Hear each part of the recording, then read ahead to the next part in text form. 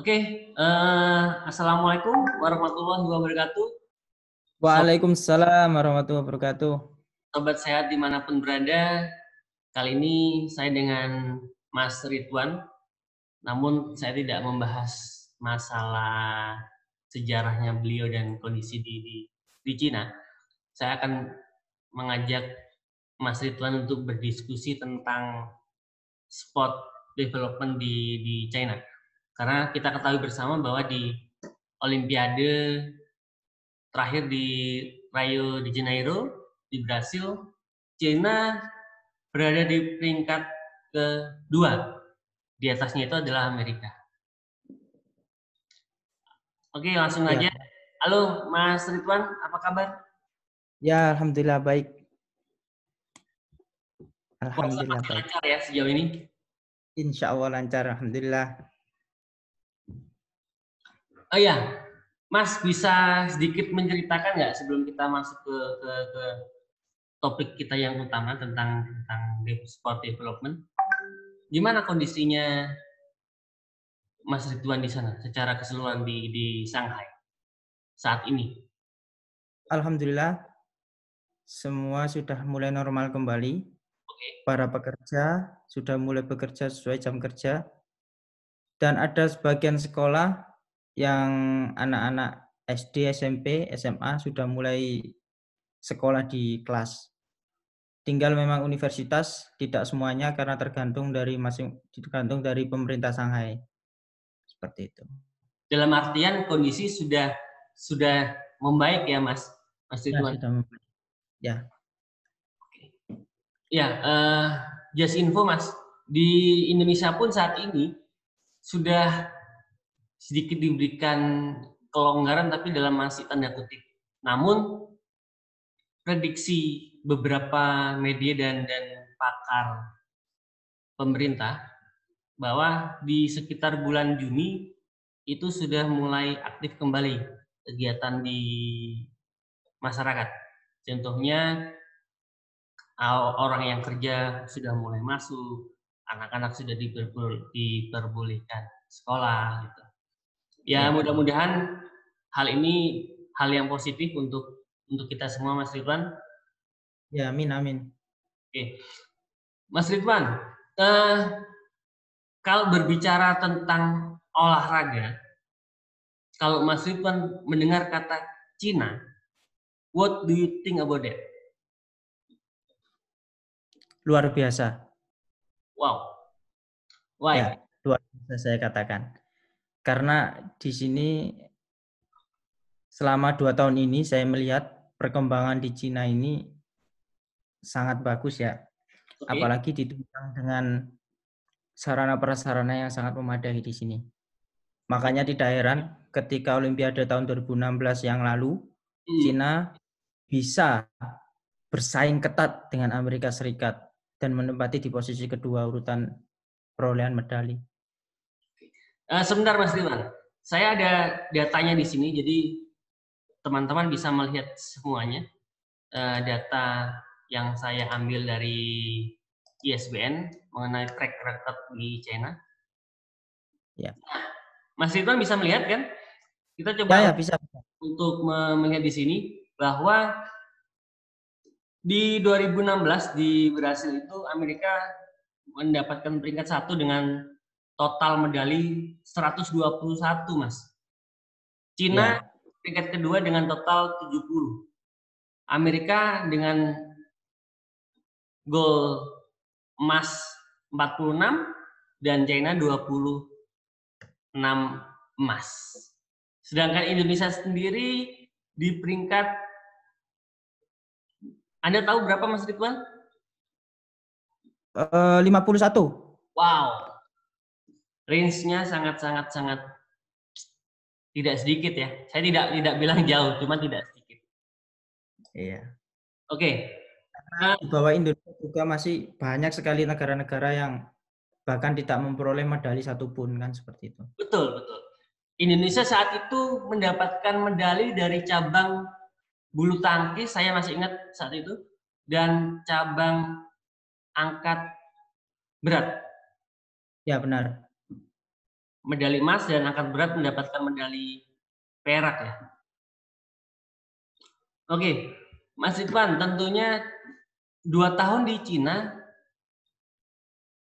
Anda bisa melihat seperti apa di China perkembangan olahraga yang terlepas dari Mas Ridwan sampaikan di Cina perkembangannya bagus, pasti ada poin yang terpenting di situ.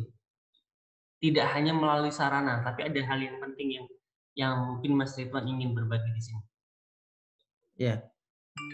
Hal yang paling penting yang saya lihat, terutama saya melihat ini dari teman-teman mahasiswa ya. Oke. Dari mahasiswa dari Cina sendiri.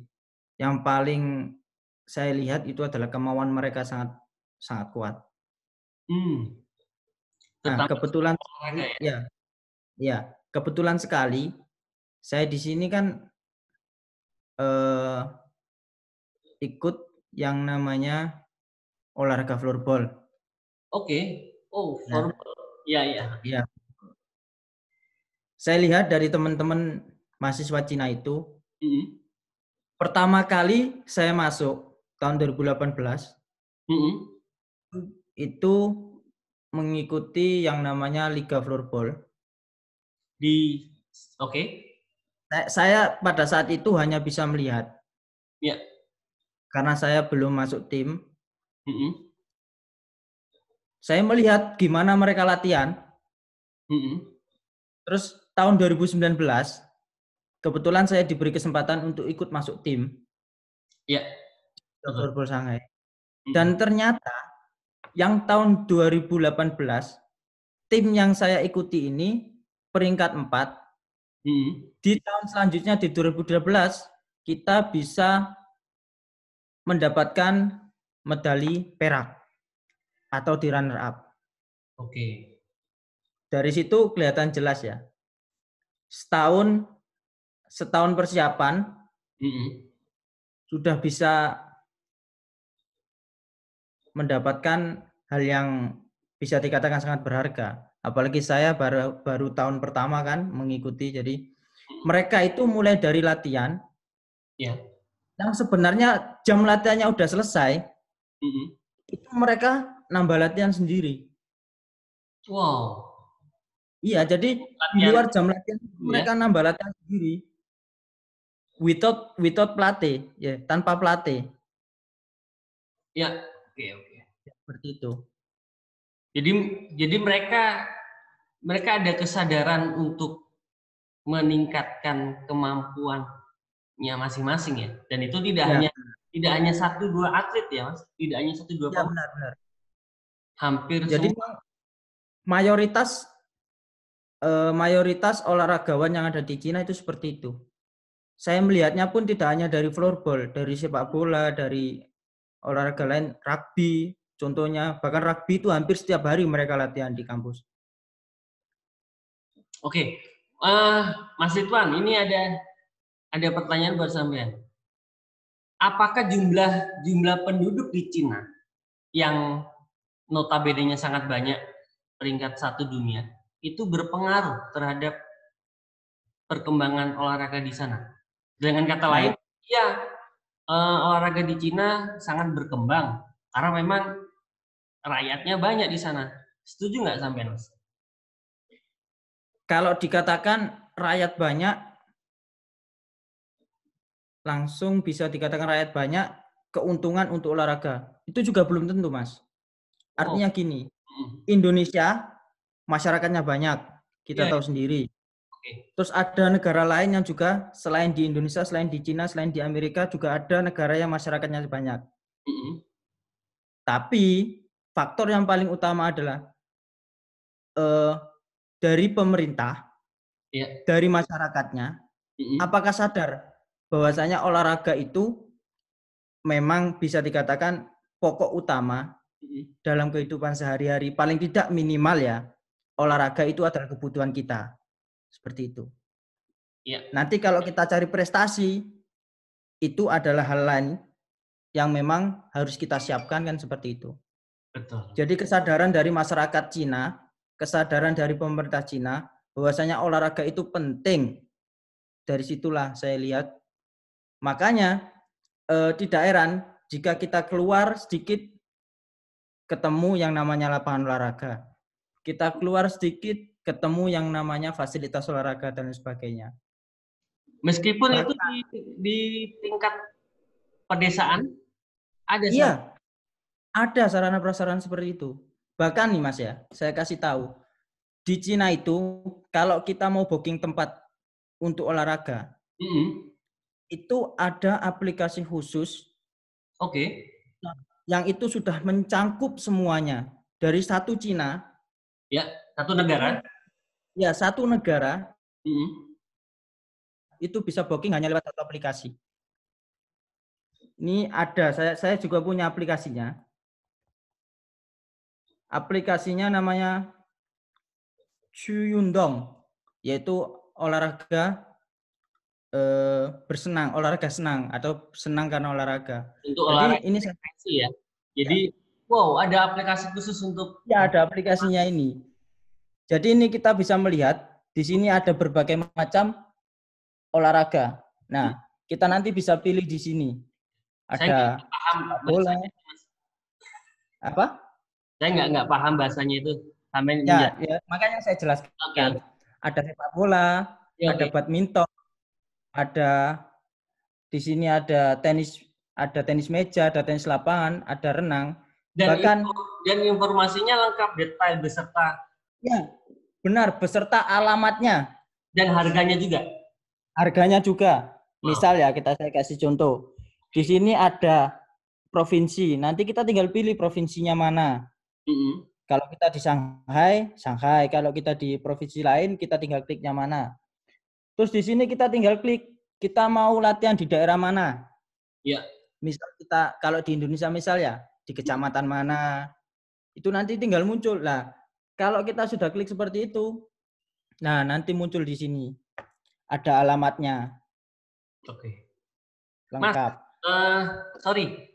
Yang ada di aplikasi itu seluruh fasilitas government atau mencakup milik swasta? Di sini secara umum, Mas. Umum ya? Baik itu swasta dan pemerintah. Baik itu swasta maupun milik pemerintah. Karena di sini sifatnya kita sewa seperti itu. Oke. Luar biasa ya. Ya. Kembali ke soal habit, Mas Ridwan. Saya tertarik tadi soal habit. Dan saya mengutarakan bahwa olahraga di Cina itu menjadi suatu kebiasaan yang positif. Tentunya itu tidak luput dari peran penting guru physical education, betul? Atau guru ketika mereka SD, Mas. Ya. Kenapa tadi? Apa yang mereka sampaikan ke anak-anak sehingga luar biasa orang-orang Cina tentang olahraga, pemahaman mereka sangat luar biasa, Mas. Bisa saya katakan bahwasanya guru-guru di sini itu bisa sebagai public figure, Mas. Bukan artis sebagai public figure di sana, tapi guru. Nah, jadi guru-guru, pelatih-pelatih di sini juga bisa dikatakan sebagai public figure-nya anak-anak. Oh, oke. Oh, saya melihat Lindan. Di sini kan ada ya pemain badminton Lindan. Oh, keren. Saya pengen seperti dia. Akhirnya dia punya kemauan seperti itu. Bahkan mohon maaf ya, ini bukan menyombongkan atau gimana. Saya kan di sini ngelatih anak-anak. Bahkan mereka baru kenal saya. Saya tahu, dia tahu bahwasanya saya orang luar negeri. Terus saya ikut ke Shanghai. Dia langsung respect. Ibaratnya bahasa Indonesia gitu, Pak, gimana sih bisa caranya syuting kayak sampean gitu? Gimana sih caranya bisa main floorball kayak sampean? Mesti kayak gitu. Rasa ingin tahunya tinggi sekali ya? Ya, rasa ingin tahunya tinggi sekali. Oke. Luar biasa loh. Dan hal ini teman-teman perlu kita edukasi ke masyarakat dan teman-teman di Indonesia ya, terutama untuk teman-teman yang kebetulan notabene-nya sebagai guru pendidikan jasmani. dan bisa mengedukasi anak-anak didik kita gitu. Luar biasa, Mas. Saya tertarik soal floorball, Mas Ridwan. Ya. Coba seberapa jauh sih peran floorball di Cina dalam sosialisasi dan sport development? Tapi sebelum Mas Ridwan menjawab, saya coba untuk berikan data dulu. Iya. Ini data tentang peran ini, tentang perkembangan floorball di China. Menurut ini, data dari IFF, International Floorball Federation, teman-teman bisa membuka di floorball.sport. Di China itu asosiasinya berkembang mulai tahun 2016. Dan sejak tahun 2019 sudah disahkan menjadi member. Oke, dari 2016 sampai 2019. Di Indonesia perkembangan dimulai dari 2009, Mas Ridwan. Ya. Dan menjadikan IFF member, disahkan menjadi IFF member di 2009. Sama lah, 1 tahun. Bedanya kalau di Cina selisih 2 tahun ya, sejak pembangunan dan segala macam. Namun ada hal yang menarik di sini, Mas. Ya. Kita coba untuk ke ranking negara di China dan di Indonesia. Floorball di dunia peringkat 1 masih Swedia, Mas. Jadi kita akan lihat di women.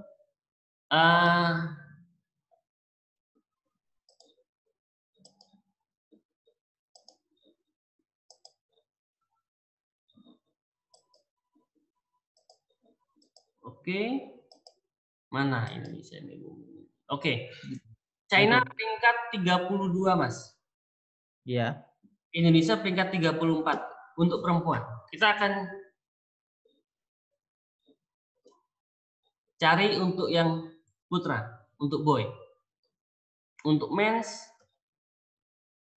China peringkat 34, Indonesia peringkat 36. Ya, Mas Ridwan. Ya. Dari data yang saya sebutkan tadi, ada apa, Mas, sebetulnya? Padahal kita ketahui Indonesia lebih dahulu aktif di floorball, lebih mengenal dahulu floorball dan kemudian disusul dengan Cina, gitu kan? What do you thinking? Itulah yang saya katakan di awal tadi, bahwasanya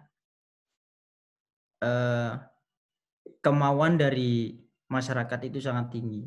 Bahkan di sini di floorball sendiri ya, yang namanya asosiasi itu sama lah ya, kayak di Indonesia ada IFA. Ya, oke. Di sini juga ada China Floorball Federation. Cuma bedanya di Indonesia, kalau di sini itu ada asosiasi sendiri atau komite sendiri, komite sendiri di bawah naungan China Floorball Federation untuk development usia dini. Ya, itulah yang membuat bagaimana Cina itu bisa lebih survive lagi. Kita lihat dari peringkat yang tadi ya, kita lihat sama-sama tadi peringkatnya. Mulai dari anak SD, ya, sampai SMA, itu sudah ada komitenya sendiri untuk development. Ya.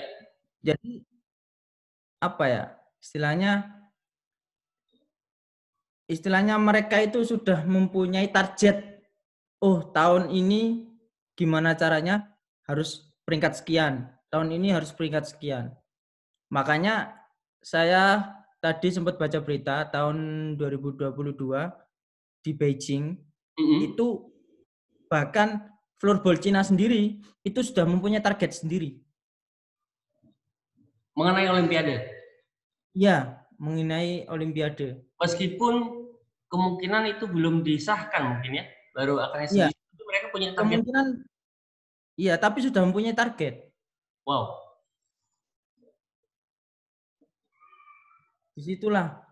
Jadi nggak heran kalau misal olahraga di Cina itu perkembangannya sangat pesat karena memang sudah mulai usia dini itu sudah pembentukan karakter untuk menjadi seorang olahragawan itu sudah sangat tinggi dari masing-masing sekolah.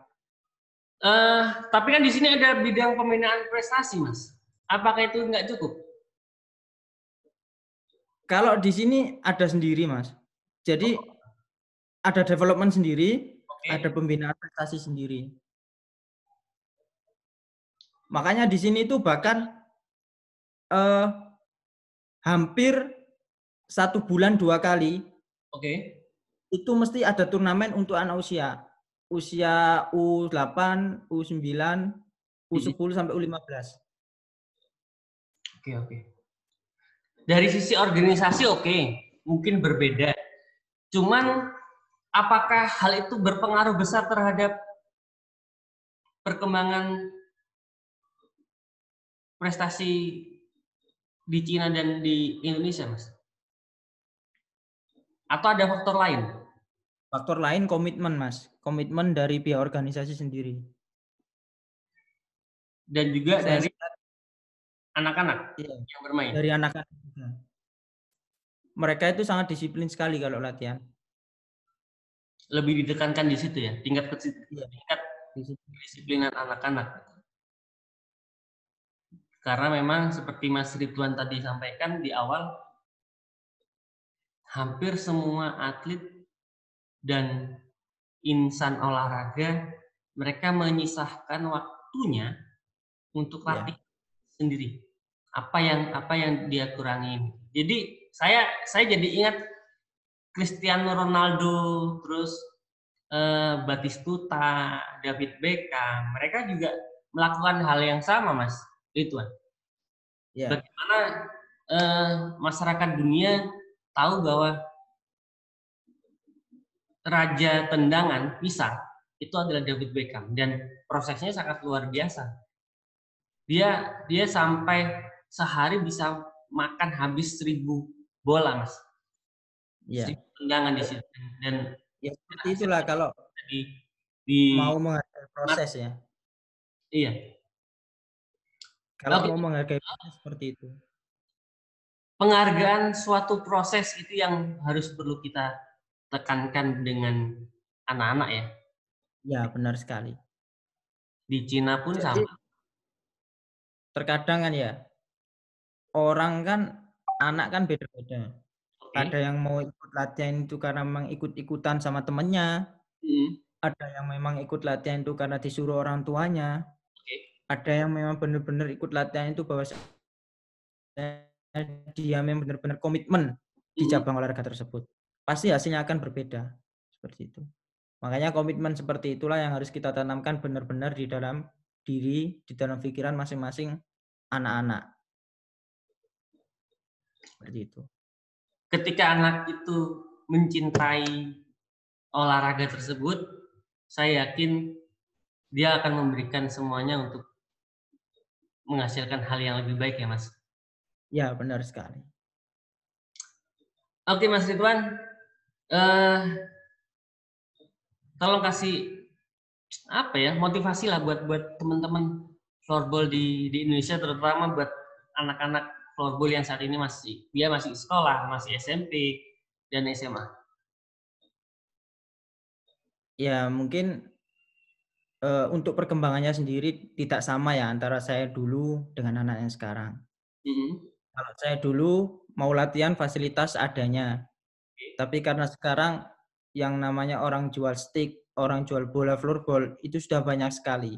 Jadi saya kira kalau anak-anak mau dan komitmen, paling tidak minimal 1 orang 1 stick lah, 1 orang 1 stick 1 bola. Kalau dia komitmen dan mau berlatih disiplin dan keras, setelah berlatih cerdas, insya Allah kalau mau jadi atlet profesional pasti akan jadi. Seperti itu. Oke, luar biasa Mas Ridwan. Terima kasih atas diskusi yang luar biasa.